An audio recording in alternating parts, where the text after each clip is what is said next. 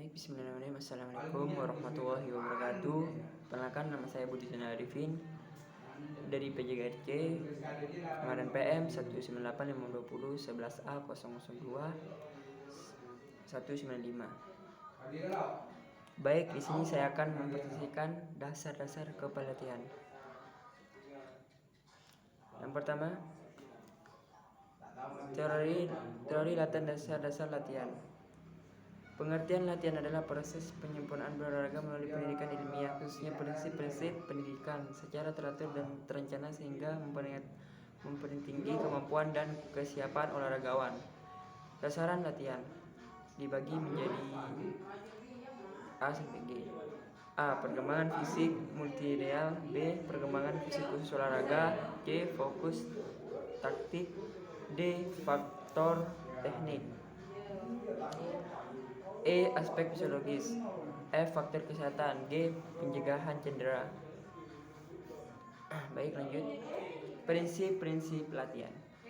Prinsip-prinsip latihan memiliki peranan penting dalam aspek fisiologis dan fisiologis olahragawan. Oleh karena itu akan mendukung upaya dalam meningkatkan kualitas latihan. Prinsip latihan merupakan hal yang harus ditaati, dilakukan dan dihindari agar tujuan dari latihan dilakukan dan dihindari agar tujuan dari latihan dapat tercapai sesuai dengan yang diharapkan. Baik, selanjutnya. Baik, prinsip latihan yang dapat dijadikan pedoman dalam proses latihan adalah sebagai berikut. Di sini terbagi menjadi 11 bagian. 1. Prinsip individual. 2. Prinsip adaptasi. 3. Prinsip beban lebih overload. 4. Prinsip beban bersifat progresif.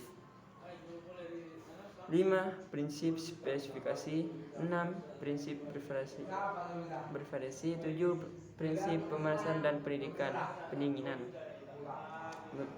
8. Prinsip periodisasi latihan latihan jangka panjang.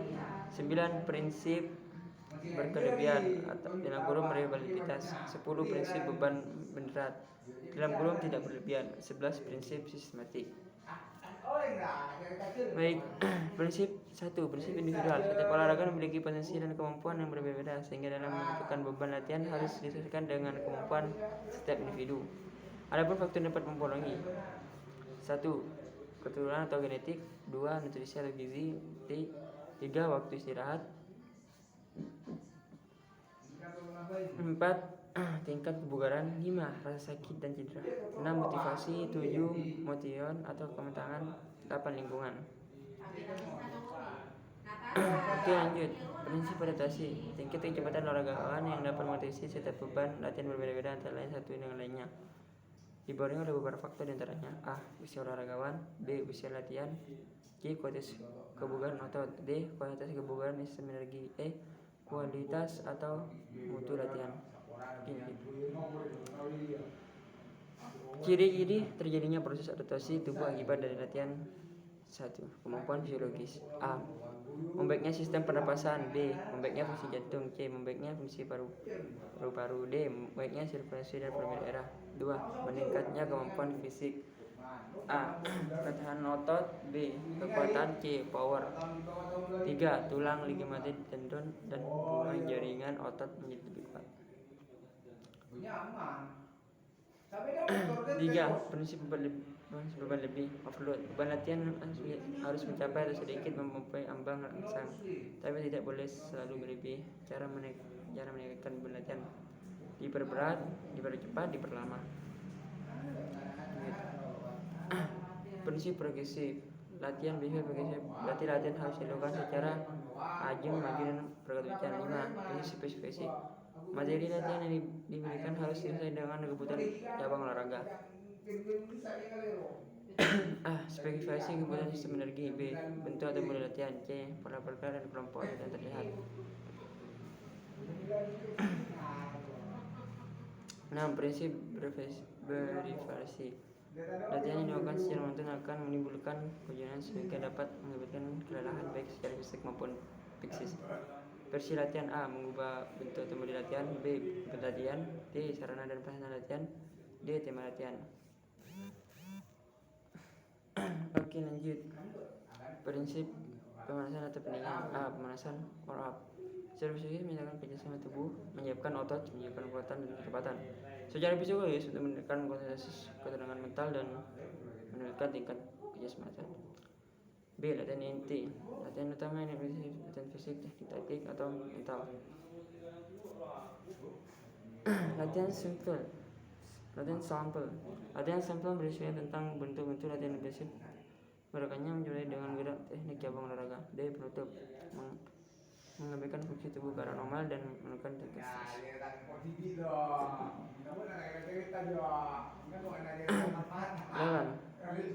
Prinsip produksi. Tujuan akhir sebuah proses latihan adalah untuk mencapai proses puncak. Proses pelaksanaan latihan menuju pada proses latihan. Oleh karena itu, proses latihan merupakan maintenance dan penjualan dan tujuan latihan secara keseluruhan. 8. Tahun dilakukan secara teratur, intensif dan progresif. 9. Prinsip berkebalikan. Dalam kurung reversibilitas. Tidak melakukan latihan akan mengalami penurunan kondisi fisik. Latihan terlalu banyak dan tidak terprogram akan mengalami overtraining. 10. Prinsip beban moderat tidak berlebihan. Beban latihan yang diberikan harus disesuaikan dengan tingkat kemampuan dan perkembangan latihan. Tidak terlalu berat dan tidak terlalu ringan sehingga dapat meningkatkan kemampuan sesuai dengan tujuan latihan. 11. Prinsip sistematik. Perlu diterapkan karena potensi atlet sifatnya sementara dan labil. Prinsip sistematik terkait dengan dosis, takaran dan skala proses dan strategi latihan. Untuk itu dosis dan takaran dan skala proses latihan harus diperhatikan selama dalam pelaksanaan latihan sehingga akan membantu proses adaptasi dalam organ tubuh. Baik, lanjut. Komponen latihan. Komponen latihan adalah faktor yang berpengaruh terhadap kualitas mutu. Suatu latihan yang kunci keberhasilan dalam menyusun program dan menurunkan beban. 1. Intensitas. 2. Volume. 3. Recovery. 4. Interval. 5. Repetisi. 6. Set. 7. Seri atau sirkuit. 8. Durasi. 9. Intensitas. 10. Irama. 11. Posisi. 12. Sesi atau unit.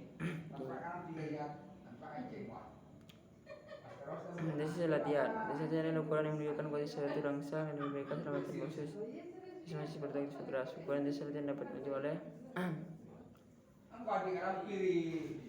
A. Repose axiom. B. Denyut jantung per menit. Denyut jantung maksimum. Inilah grafik menentukan intensitas berdasarkan kenaikan denyut jantung. C. Kecepatan untuk waktu tempuh.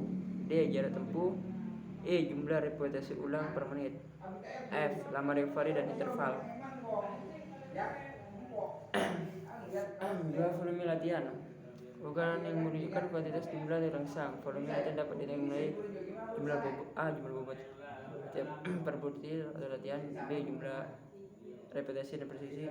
C. Jumlah sesi D. Jumlah pembenahan per sesi. E. Jumlah seri atau sirkuit per sesi. 3. Repetisi latihan. 4. Interval atau latihan. 5. Repetisi latihan. 6. Set latihan. 7. Seri atau sirkuit latihan. 8. Durasi latihan. 9. Distansi latihan. 10. Irama latihan. 11. Frekuensi latihan. 12. Sesi atau unit latihan. Inilah contoh 1 unit latihan untuk meningkatkan power tubuh dalam latihan.